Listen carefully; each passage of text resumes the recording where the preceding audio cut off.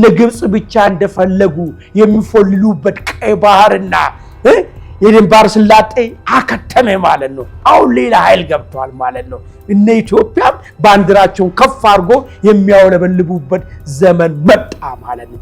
ጫውታውን ካርታውን ኢትዮጵያ በልታለች ማለት የሚቻልበት ሁኔታ ነው ያለው ማለት ነው። የእስራኤል ለሶማሌላንድ እውቅና መስጠቷ ምን አይነት ነገር በቀጠናው ላይ ይፈጥራል?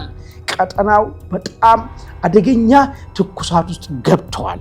በተለይ ግብጽ ከፍተኛ ድንጋጤ ውስጥ ገብታለች። ሶማሊያ ከፍተኛ ድንጋጤ ውስጥ ገብታለች። በአንጻሩ ደግሞ ኢትዮጵያ ቼዙ መብላቷን እንግዲህ አረጋግጣለች። ቼዝ መጫወት ማለት እንደዚህ ነው።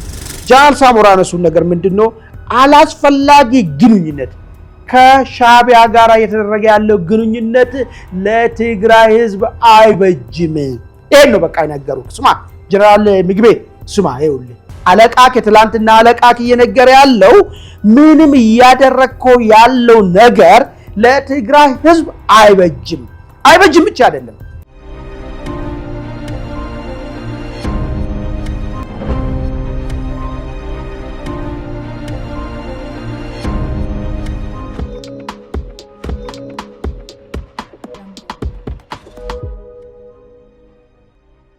ሰላም ጤና ይስጥልን ውድ ኢትዮ ውይይት አድማጭ ተመልካቾቻችን፣ ይህ ዕለታዊ የተሰኘው ዝግጅታችን ነው። በዛሬው ዕለታዊ ዝግጅታችን የእስራኤልን ለሶማሌላንድ እውቅና መስጠትን ተከትሎ ኢትዮጵያ ምን አይነት እርምጃ ልታደርግ እየተዘጋጀች ነው፣ እንዲሁም ኢትዮጵያ ወደ ቀይ ባህር መውጫ ቤዝ ልታገኝ መሆኑን ተሰምተዋል።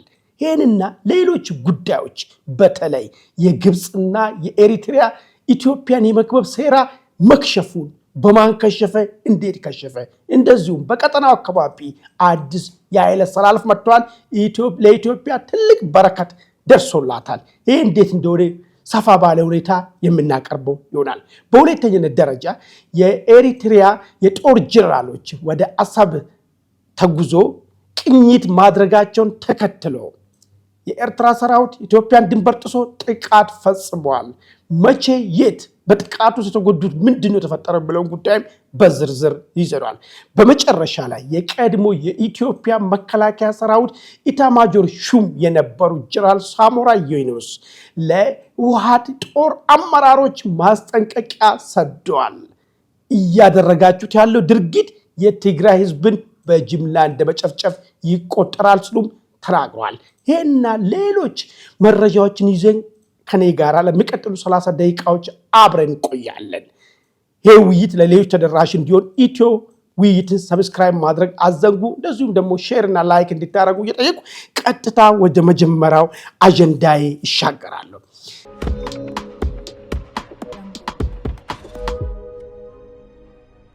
እንግዲህ ትላንትና ታሪካዊ ክስተት ተፈጥሯል። እስራኤል በይፋ ለሶማሌላንድ እውቅና እንደምትሰጥ ወይ ደግሞ እውቅና መስጠቷን በፍርማው አረጋግጣለች። ከዚህ በፊት እንደሚታወስ ኢትዮጵያ ለሶማሌላንድ እውቅና ለመስጠት ሜሞራንደም ኦፍ አንደርስታንዲንግ መፈራረማቸውን ተከትሎ ብዙ ጫጫታዎች ከሀገር ውስጥ እስከ ውጭ ከአፍሪካ ዩኒየን እስከ አረብ ሊግ ብዙ ውግዘት እንደመጣ የሚታወስ ጉዳይ ነው። ይሁንና ያ ነገር ለዘብ ብልም አሁን ግን እስራኤል ገፍታ ሄዳበታለች። የዛሬ 31 ዓመት አገር ሆና የተመሰረተችው ማንም እውቅና ያልሰጣትን ሶማሌላንድን አቅሻለሁ፣ ከዛሬ ጀምረሽ እውቅና ያለሽ አገር ነች ስትል እንግዲህ እስራኤል ተናግራለች። የእስራኤል ለሶማሌላንድ እውቅና መስጠቷ ምን አይነት ነገር በቀጠናው ላይ ይፈጥራል? ቀጠናው በጣም አደገኛ ትኩሳት ውስጥ ገብተዋል። በተለይ ግብጽ ከፍተኛ ድንጋጤ ውስጥ ገብታለች። ሶማሊያ ከፍተኛ ድንጋጤ ውስጥ ገብታለች። በአንጻሩ ደግሞ ኢትዮጵያ ቼዙ መብላቷን እንግዲህ አረጋግጣለች። ቼዝ መጫወት ማለት እንደዚህ ነው። ለኢትዮጵያ ትልቅ ብስራት የሆነበት ቀን ተፈጥሯል ማለት ነው። እስቲ ዘርዘር አድርጌ ለማንሳት እሞክራለሁ። እንግዲህ ሶማሌላንድ ከሶማሊያ ተገንጥላ ራሴን ችዬ እኔ ሀገር ነኝ ብላ ዛሬ 31 ዓመት ብትመሰረትም ለተለያዩ ዓመታት ምርጫ እያካሄደች በዲሞክራሲያዊ ስልጣን ሽግግር ብታደርግም አንድም አገር እውቅና እንዳይሰጣት በተለይ በአረብ ሊግ በኩል በሚፈጠረው ጫናና አፍሪካ ህብረት በስምምነቱ መሰረት የቀንጂ ስምምነትን መሰረት ሌሎች አገራቶች እንዳይዋለዱ ባደረጉ ሶማሌላንድ እውቅና የሚሰጣት ሰው በማጣት እስከዛሬ ድረስ የአገርነት ሚና እንዳትጫወት ቁጭ ብላ ከርማለች። ይሁንና ግን በቅርብ ጊዜ ወዲህ በሶማሊያና ሶማሌላንድ አካባቢ እንደዚሁም በገልፍና በቀይ ባህር አካባቢ ላይ የብዙ አገራቶች አይን መጣልን ተከትሎ የቱርክ ወደ ሶማሊያ መምጣትን ተከትሎ እስራኤል ጉዳይ በዝምታ ማየት አልፈለገችም። እንግዲህ እስራኤልና ቱርክ መካከል እስራኤል ፓለስቲን ላይ የምትወርደውን እርምጃ ቱርክ ይሄንን አትቀበልም። እስራኤልንም እንግዲህ ለፓለስቲኖች እውቅና መስጠት አለባት፣ ጭቆና መፈጸም የለባትም የሚል አቋም ነው ያለ ቱርክ። በዚህ ምክንያት እስራኤልና ቱርክ መካከል ጥሩ ስምምነትና ጥሩ ወዳጅነት የለም። ይሁንና ተርኪዬ መታዚ ሶማሌ ላይ ወታደራዊ ቤዟን ማስቀመጧ እስራኤል በቅርብ ጊዜ ባወጣችው መግለጫ ያሰጋኛል፣ ያሳስበኛል። ለምን ለሚለው ጉዳይ የኔ ጠላት የሆኑትና ሀውቲን የኔ ጠላት የሆነና ሀውቲን የሚያግዙት እነ ኢራን እዚህ ቀጠና አካባቢ ላይ ራሳቸውን እያደራጁ ነው ያሉት። እኔን ጉዳይ በቸልተኝነት ማየት የለብኝም። እኔ ማል ገብቼ ራሴ ቤዝ ሊኖረኝ የሚገባ ሁኔታ ማመቻቸትና ለራሴ ወዳጅ የሆነ ኃይል ከዚህ ቀጠና አካባቢ ያስፈልገኛል የሚል አቋም ይዛ እንደከረመች የሚታወቅ ጉዳይ ነው። ይሁንና እንግዲህ ትላንትና ማንም ባልጠበቀበት ሁኔታ ኢትዮጵያ ከዚህ በፊት ሞክራ ብዙ ውግዘት የመጣባትን ነገር ደፍራ እንግዲህ እስራኤል ለሶማሌላንድ እውቅና ሰጥታለች። አገርነሽ አቅሻለሁ ብላለች። ምናልባት የሶማሌላንድ እውቅና ማግኘት ምንድነው ጠቀሜታው የሚለውን ነገር ነው እንግዲህ ማየት ያለብን። ለእስራኤል ደግሞ ለሶማሌላንድ እውቅና መስጠቷ ምንድነው ይዞላት የሚመጣው? የሶማሌላንድ እውቅና ማግኘት በተለይ የኢትዮጵያ ታሪካዊ ጠላት የሆነችውን ግብፅን ምን አይነት ጉዳት ያመጣባታል? ለኢትዮጵያ ምን አይነት በረከት ይዞላት ይመጣል? እርግጥ ነው በረከት ብቻም ላይሆን ይችላል፣ ችግርም ይዞ ሊመጣል። ነገር ግን በረከቱ ስለሚበልጥ ምን አይነት በረከት ይዞላት ይመጣል የሚለውን እስቲ ለመዘርዘር ልሞክር። እንግዲህ ሶማሌላንድ እውቅና በማግኘቷ በመጀመሪያ ደረጃ የምታገኘው ነገር ምንድነው? ከትላልቅ ዓለም አቀፋዊ ተቋማቶች እርዳታ ማግኘት፣ ብድር ማግኘት፣ ማንኛውንም አይነት ለልማት የምታዘጋጀውን ነገር ፈንድ እንድታገኝ ይረዳታል ማለት ነው። በአንጻሩ ደግሞ ለእስራኤል በአፍሪካ ቀንድ አካባቢ ወገን የሆነ ለዛም ኢስላሚክ ስቴቶች በበዙትና ለዛም የእስራኤልን እንደ ወራሪ የሚያው ኃይሎች በበዙበት አካባቢ ላይ ተባባሪና ወዳጅ ሆነ አገር ማፍራት ችላለች ማለት ነው። ይህ ብቻ አይደለም። ይህንን ማግኘቷ በቅርብ ርቀት የእሷ ጠላት የሆኑትን ሀውቲ አማጽያን፣ አልሸባብን፣ አይስን የኢራን ተላላኪ የሆኑ ወይ ደግሞ የኢራንን የውክልና ጦርነት ሊዋጉ የሚችሉ ኃይሎችን የምትቆጣጠርበት ከራሷ ቤት ውጪ የሆነ ተባባሪ አገርን አገኘች ማለት ለእስራኤል ትልቅ ድል ነው ማለት ነው። ለሶማሌላንድም አገሮና መቀጠል ትልቅ ከምንም በላይ 30 ዓመት ስጠብቆ የኖረችው ጉዳይ ነው ማለት ነው።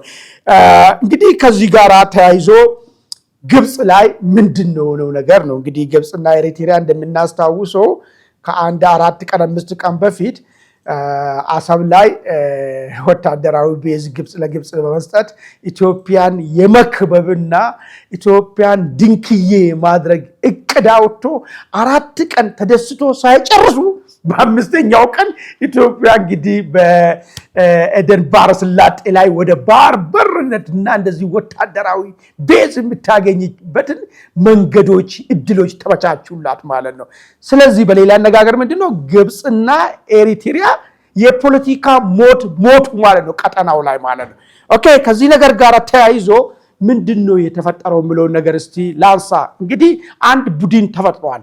እስራኤል፣ ዩናይትድ አረብ ኤምሬት፣ ኢትዮጵያ እና ሶማሌላንድ እነዚህ ጥምር የሆኑ የጋራ በዚህ ገልፍ ስቴት አካባቢ ላይ ኤደን ባህረ ሰላጤ ላይ እነዚህ ኃይለኛ የሆነ ጥምር ኃይሎች ተፈጥሯል ማለት ነው።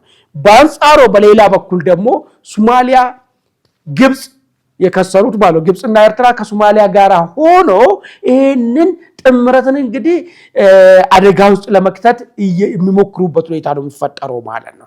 ኦኬ እነ ኢትዮጵያ፣ እነ እስራኤል፣ እነ ዩናይትድ አረብ ኤምሬት አንድ ላይ በመሆናቸው ምንድነው ከወስተርን አካባቢ የሚፈጠረው ከአያላና ሀገራት አካባቢ ድጋፍ ነው ተቃውሞ የሚገጥማቸው ለሚለው ነገር ያለ ምንም ጥርጥር እነ እስራኤል እና አሜሪካ እንደዚህ ወስተርን ሀገራቶች ከነዚህ ጀርባ የሚሆኑበት አጋጣሚዎች ይፈጠራል ማለት ነው። ስለዚህ እዚህ ገልፍ ኤደን ባህረ ሰላጤ ላይ ኤደን ባህረ ሰላጤ ቀይ ባህር ላይ ሌላ ኃይል ትላንትና ተዋለደ ማለት ነው።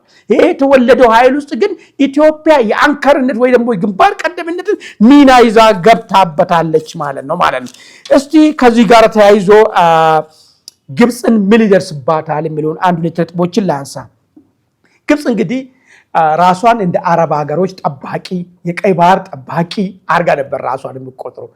ትላንትና ሶማሌላንድ እንግዲህ እውቅና ስታገኝ ግብፅ ይሄንን የጠባቂነት ሚናን ወይ ደግሞ ጠባቂነትን ካባውን ተገፋለች ማለት ነው። ሌላ ኃይል ቀይ ባህርና ኤደን ባህረ ሰላጤ ላይ ተወልደዋል ማለት ነው። ሁለተኛ የግብፅ እንግዲህ ይሄንን ግብፅ ለምንድን ነው እዚህ ቦታ ላይ ራሷን ጠባቂ አርጋ የምታየው የሚባል 12% የዓለም ንግድ በዚህ በኩል ነው እንግዲህ የሚተላለፈው። መተላለፍ ብቻ ሳይሆን ፍሰቱ ቀጥታ እሷ ወደምትቆጣጠረው ወደ ስዊዝ ካናል የሚሄድ ሁኔታ ነው ያለው ማለት ነው። ይሄ ወደ ስዊዝ ካናል የሚሄደው ንግድን አሁን ሌላ ተቆጣጣሪ ኃይል መጣባት ማለት ነው። እስራኤል ወደዚህ አካባቢ መጠጋቷ ለስዊዝ ካናልም አደጋ እንደሚሆን ለግብፅ ሌላ ክሳራ ይዞ መጥቷል ማለት ነው። እንግዲህ በኢትዮጵያ በኩል ምንድነው ሊፈጠር የሚችለው የሚለው ወይ ደግሞ ምንድነው የተፈጠረው ጥቅም የሚለውን ነገር ስናይ ደግሞ ኢትዮጵያ እንግዲህ ከዚህ በፊት ያስቀመጠችው ነገር አለ። ሶስተኛ ሳንሆን ሁለተኛ ነው የምንሆነው ምን ነገር ብላለች ማለት ነው። አንድ አገር ለሶማሌላንድ እውቅና የሚሰጥ ከሆነ ቀጣይ እውቅና የምንሰጠው እኛ ነን ምን ነገር አስቀምጣለች። ለዚህም ደግሞ 20 ኪሎ ሜትር የሚያክል ወታደራዊ ቤዝ የሚውልና እንደዚሁም በርበራን ደግሞ ለንግድ የምንጠቀምበት አጋጣሚዎች የተመቻቹ ናቸው ማለት ነው።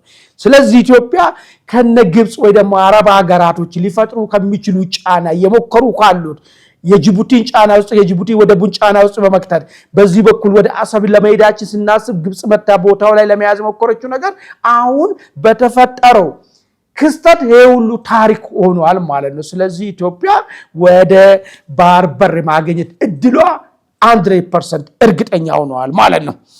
ሌላኛው ነገር ይሄንን ባህር በር በማግኘታችን ምንድነው የሚፈጠር የሚችለው የሚለው ጉዳይ ግብፅ ላይ አባይን በተመለከተ የበላይነት እንድናገኝ ያረጋግጥልናል ማለት ነው። ግብፅ በአንጻሩ በዲፕሎማሲ የምትወድቅበት አጋጣሚ ይፈጥራል ማለት ነው።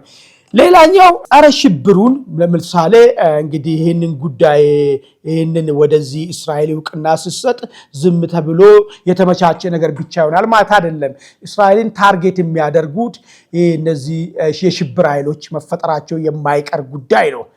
የሶማሊያን ሉዓላዊ አንድነት አናግታቸዋል በሚል ሶማሊያ ደግሞ ኢስላሚክ ስቴት ነች። ስለዚህ ኢስላሚክ ስቴትን አፈራረሳችሁ ተብሎ እነ እስራኤል ላይ ታርጌት የሚያደርጉ የሽብር ኃይሎች የነበሩም አሉ፣ አዳዲሶችም ሊፈጠሩ ይችላሉ ማለት። ስለዚህ ከዚህ ጋር ተያይዞ ኢትዮጵያም ታርጌት የመሆኗ እድል ሰፊ ነው ማለት ነው። እርግጥ ነው እስካሁንም ድረስ ከአልሸባብ ጋር ስንዋጋ ኖር ነው የሽብር ኃይል በሙሉ ቢችል በሙሉ አቂሙ ኢትዮጵያን ለማጥፋት ያላስበበት ሰዓት ያለ።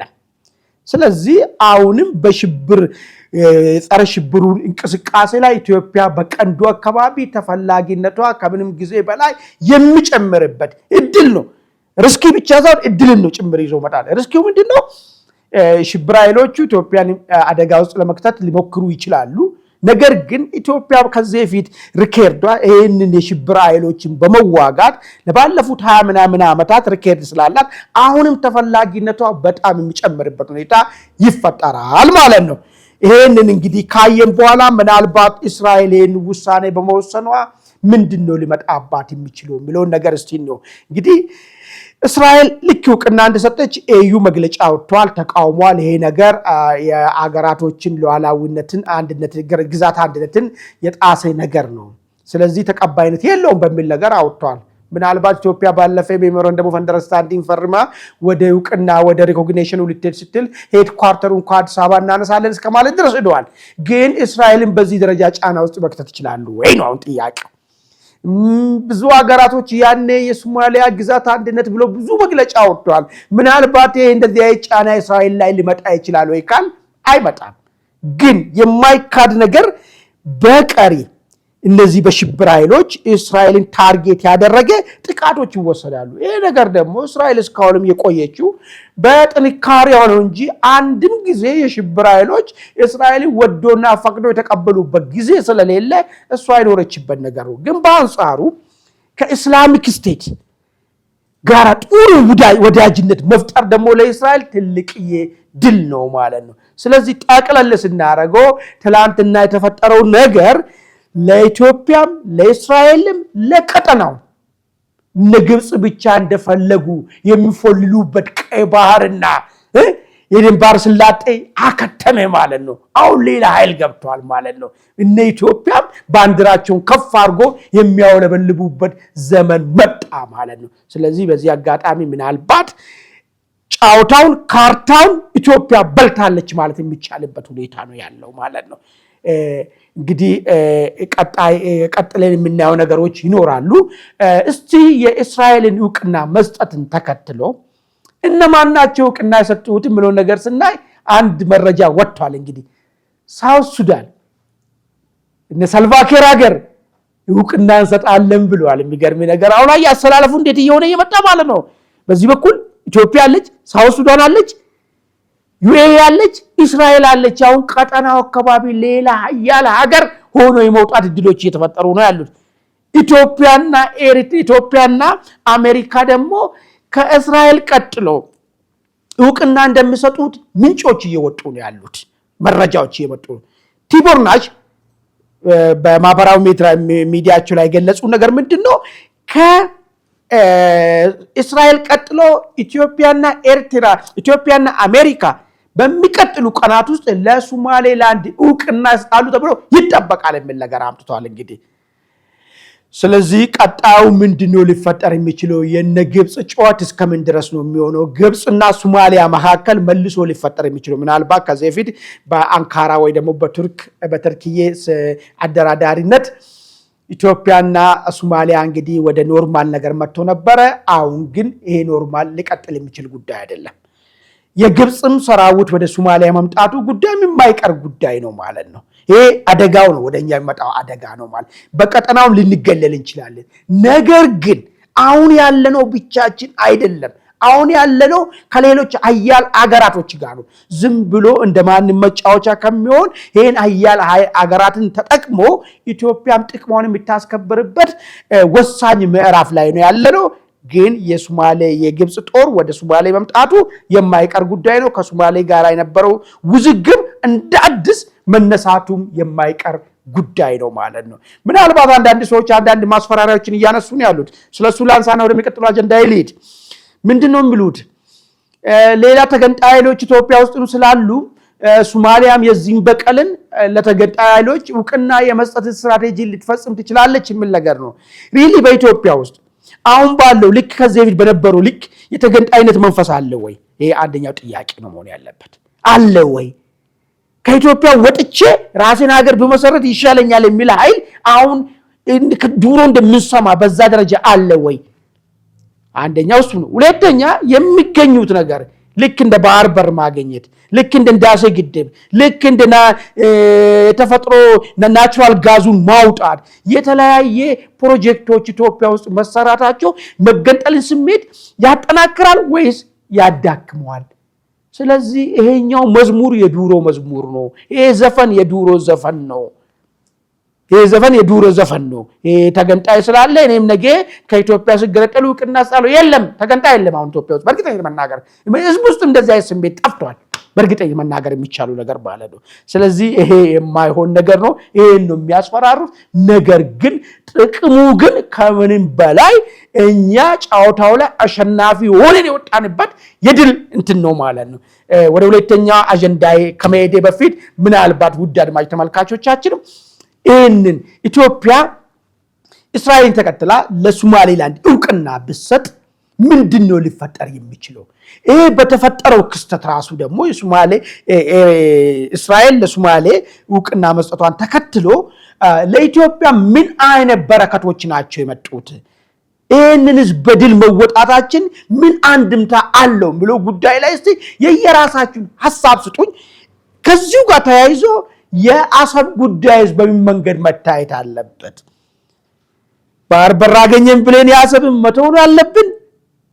መርሳት ነው አለብን?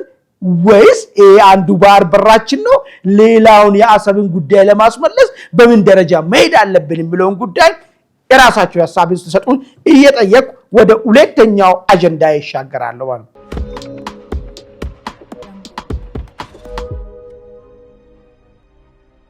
መልካም እንግዲህ ሁለተኛ አጀንዳ እንግዲህ የኤሪትሪያ የጦር ጀነራሎች በነ ጀነራል ፊሊጶስ የተመራ እንደዚሁም የነ ስብሐት ፍሬም የነበሩበት ሄሊኮፕተር ወደ አሰብ ማቅናቷን መረጃዎች ደርሰዋል።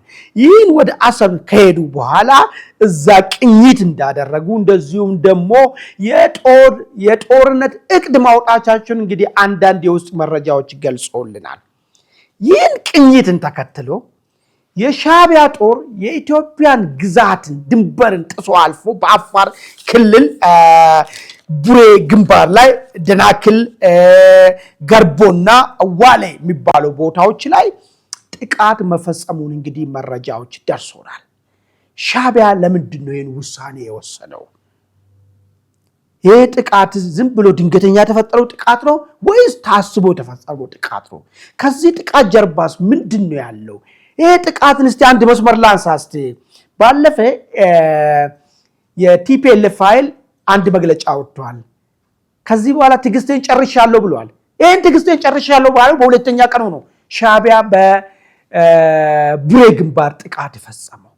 ምናልባት የቲፒኤልኤፍ ትዕግስቴን ጨርሻለሁ የሚለውን ነገር ለዚህ ለጦርነቱ መነሻ እንደ መንደርደሪያ የተወሰደ ነገር ነው ወይ? አንድ እሱ። ሁለተኛ ቲፒኤልኤፍ ትርምስ ለመፍጠር ከአገር ውስጥ እስከ ውጪ አገር ውስጥ የዋኑ ሰዎችን የቲፒኤልኤፍን ሰይጣናዊ ነገርን የማይረዱ ሰዎችን ራብ እንደተፈጠረ ያስመስሎ በቃ የትግራይ ህዝብ በራብ አለቀ ብሎ እንዲያስብ ለማድረግ ስትራቴጂ ሆን ተብሎ የትግራይ ዜጎቻችንን ምግብ በመከልከል የተሰጠውን እህልን ሸጦ ሊሆን ይችላል ወይ ሰራዊቱን ቀልቦ ሊሆን ይችላል ወይ አቃጥሎ ሊሆን ይችላል። ግን እናቶች በራብ እንዲጎዱ ሆን ብሎ አድርጎ ኢትዮጵያኖችን መንፈስ ለመረበሽ ሙከራ አድርጓል። ከዚህ ጥቃት በፊት አንድ ያዝልኝ። ሁለተኛ የዓለም አቀፉ ማህበረሰብ ይሄንን እነ ዶክተር ደብረጽዮንና የጦር መሪዎችን እነዚህ አይሆኑ መሆናቸውና ምንም የጠራ ለህዝቡም ሆነ ለአገሪቷ ሰላም ፍላጎት እንደሌላቸው በመረዳቱ ሺህ ጊዜ ደብዳቤ ቢጽፉ ሺህ ጊዜ የፈለገ ነገር ቢያደርጉ ጆሮ ስለከለከሏቸው ትኩረት ለመሳብ ሲሉ እህል በመከልከል የትግራይ ዜጎቻችንን ለራብ አጋለጡ። ራብ አስከትሎ የትግራይ ህዝብን ተርበሃል፣ ተኝተህ ከምትሞት ተነስና ተዋጋ፣ ተነስና ተፋለም የሚለውን አጀንዳ ቀጥሎ ለማምጣት የጀሄዱበት መንገድ ይሄ ሁሉ ነገር እንግዲህ መደላደል በተፈጠረበት የመጨረሻው የሚሆነው ምንድነው ማለት ነው? የሻዕቢያ ሰራዊት እንግዲህ ፕሮፓጋንዳው እቅዱም ከአንድ ቦታ ነው የሚወጣው። ቲፒኤልኤፍ እነዚህ ነገሮች እንዲፈጽም ተነገረው። ይህን ነገሮችን በፈጸመ ማግስት የሻዕቢያ ሰራዊት በቡሬ ግንባር ትንኮሳ ፈጸመ ማለት ነው። ለዛም አንድ ቦታ አይደለም በአራት ግንባር ነው ትንኮሳ። በአንድ ግንባር ሆኖ በቡሬ ግንባር ሆኖ በአራት በተለያዩ ቦታዎች ትንኮሳ ፈጽመዋል ማለት ነው። እንግዲህ ይሄ ትንኮሳ ለምንድን ነው የተፈጸመው የሚለው ነገር ስናይ ሁለት ነገር ነው። አንደኛ ይሄ አሁን መነሳሳት ተነስቷል። ጦርነቱን መቀጠል ብንቀጥል አሸናፊ እንሆናለን የሚል በሻዕቢያና በህወሓት ሰዎች የታቀደ እቅድ ነው። አንድ እሱ ነው። ሁለተኛው ነገር ግን ይሄ ቀይ ባህር አፋር የሚለው ነገር አሁን ማርሹን እየቀያየረ ስለመጣ ኤርትራ አስመራ ያሉትን ባለስልጣኖች ከፍተኛ ድንጋጤ ውስጥ ከተዋል። ይህ ሂደት በዚህ ከቀጠለ ኤርትራ ባህር የሚባል ነገር ላይኖራት ነው ማለት ነው። ምን አፋሮች የሚኖሩት ቀይ ባህር ላይ እንዳለ ቦታ ነው የአፋር ግዛት የሚባል። ለዛም እያነሳ ያለው እንገነጠላለን ነው እኛ ኤርትራኖች አይደለንም ነው። እኛ ከኢትዮጵያኖች ጋር ነው የኖርነው። እኛ ማንነታችንም ኢትዮጵያዊ ነን። ሻዕቢያም ለዚህ ሲባል የበቀል ዱላ አሳርፎብናል የሚል መከራከሪያና ዘር ፍጅት ተፈጽሞብናል፣ ሆን ተብሎ ኢትኒክ ክሊንሲንግ ተፈጽሞብናል፣ ከቦታው እንድንጠፋ ተደርገናል። ስለዚህ ያለን አማራጭ መሳሪያ መተኮስን ጀምረናል፣ እኛ ነፃ እንወጣለን የሚል ነገር ስላመጡ ይህንን ዳይቨርት ለማድረግ አፋሩ እዛም ያለው አፋር ይህንን ጉዳይ አይቶ እንዳይነሳሳ ጦርነቱ የቀይ ባህር አፋር እንዳልሆነና ኢትዮጵያና ኤርትራ መካከል የተደረገ ጦርነት ለማስመሰል የሄዱበት ርቀት ነው ማለት ነው። በኢትዮጵያ በኩል ግን ይህንን ጉዳይ አስመልክቶ የተነገረ ነገር የለም። የተወሰደ እርምጃም ካለ ግልጽ አልወጣም።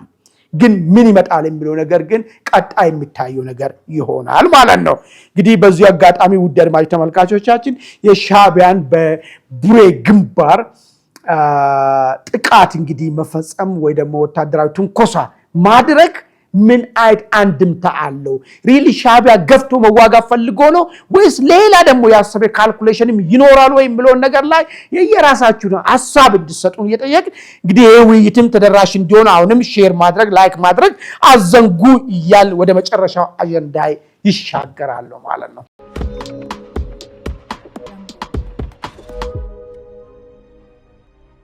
እንግዲህ የመጨረሻው አጀንዳ የቀድሞ የመከላከያ ሰራዊት ኢታማጆር ሹም የሆኑ ጀነራል ሳሞራ የኑስ ጉዳዩን በዝምታ ማየት የለብኝም ብሎ ዝምታቸውን የሰበሩበት አጋጣሚ ተፈጥሯል። እንግዲህ ሳሞራ የኑስ እንደሚታወስ ከዚህ በፊትም መከላከያን በሰሜን እዝ ላይ ጥቃት ሲፈጸም አብሮ ያልነበሩ ይህንን ድርጊት ያልደገፉ በእቅዱም ልክ ያልሆኑና እንዳውም ለትግራይ ህዝብ አደጋ እንደሆነ ሲገልጹ የነበሩ ሰው መሆኑ ይታወሳል። አሁን ደግሞ ሻዕቢያ ጋይዶ ተገርዶ መልሶ ኢትዮጵያን ለመውጋት ሙከራ ላይ ላሉት ለህወሓት አመራሮችና ለህወሓት ወታደራዊ መሪዎች ማስጠንቀቂያን ሰዷል። እንግዲህ ጀነራል ሳሞራ ምንድነው የሰደዱት? ጀነራል ሳሞራ ነሱን ነገር ምንድነው? አላስፈላጊ ግንኙነት ከሻዕቢያ ጋር እየተደረገ ያለው ግንኙነት ለትግራይ ህዝብ አይበጅም። ይሄን ነው በቃ የነገሩት። ስማ ጀነራል ምግቤ ስማ፣ ይኸውልህ አለቃክ የትላንትና አለቃክ እየነገረ ያለው ምንም እያደረግከው ያለው ነገር ለትግራይ ህዝብ አይበጅም። አይበጅም ብቻ አይደለም ትግራይ ህዝብ ከምድር እንዲጠፋ ወይ ደግሞ የጅምላ ጭፍጨፋን በትግራይ ህዝብ ላይ እንዳወጅ ቁጠረው። ከሻዕቢያ ጋር ሆነ ለትግራይ ህዝብ የሚታመጣለት ጥሩ ነገር የለም። ይሄን ነው እንግዲህ ነገረ ጀነራል ሳሞራ ማለት ነው። የሚገርም ሁኔታ ጀነራል ሳሞራ ማስጠንቀቂያ የላኩት ወታደራዊ መሪዎችን ብቻ አይደለም ለፖለቲከኞችም ጭምር ነው። ወጣ ገባ ያሉ እነ ዶክተር ደብረጽዮን ሄደን ከሻዕቢያ ጋር አንድ ላይ ሆነን የሻዕቢያን ታንክ ተጠቅመን ይህንን ስርዓት ብንገፋው ስልጣን እንይዛለን፣ መልሰን ወደ ስልጣናችን መመለስ እንችላለን፣ መልሰን ባንኩንም ታንኩንም ተቆጣጥረን እንደፈለግነው ኢትዮጵያን እንዘርፋታለን የሚል እቅድ ነው እንግዲህ ያላቸው። እቅድ እንግዲህ በጀነራል ሳሞራ እይታ ምንድነው? የማይሆን ነው። ተሸንፈናል፣ እንቀበለው፣ በቃ ሞከራችሁ፣ ትግራይ ህዝብን ለአደጋ ዳረጋችሁት። አሁንም ቀጥላችሁ የምትፈጥሩት ነገር የለም። ለዛውም ሻዕቢያ ጋር ተገርዳችሁ የምትፈጥሩት ነገር የለም። የሚሻለው ጥያቄውን በሰላማዊና በድርድር በሰጥቶ መቀበል ለመፍታት ሞክሩ። የሚገርም ነገር እኮ ነው እኮ አየህ፣ ምንድነው ይሄንን ነገር ስናገር ማለት ነው እንደ ትንቢት ነው ወስዶ ይሄን ቃል። ለምን ቀጥሎ የመጣው ነገር እናያለን። ቀጥሎ ለቅሶ ነው የሚመጣው። ያን ሁሉ መሳሪያ፣ ያን ሁሉ የሰው ኃይል፣ ያን ሁሉ ሀብት ተይዞ ያልሆነ ነገር አሁን ባለበት ሁኔታ ላይ መጥቷውን ለውጥ ማምጣት ይሞከራል ወይ? አይሞከርም። የቀረውን የትግራይ ልጅን ማስፈጀት ነው። እንደ ትንቢት ነው ጀነራል ሳሞራ ተናገሩ። እንግዲህ የጀነራል ሳሞራ ትንቢትን ቀስ ብለን የምናየው ይሆናል ማለት ነው።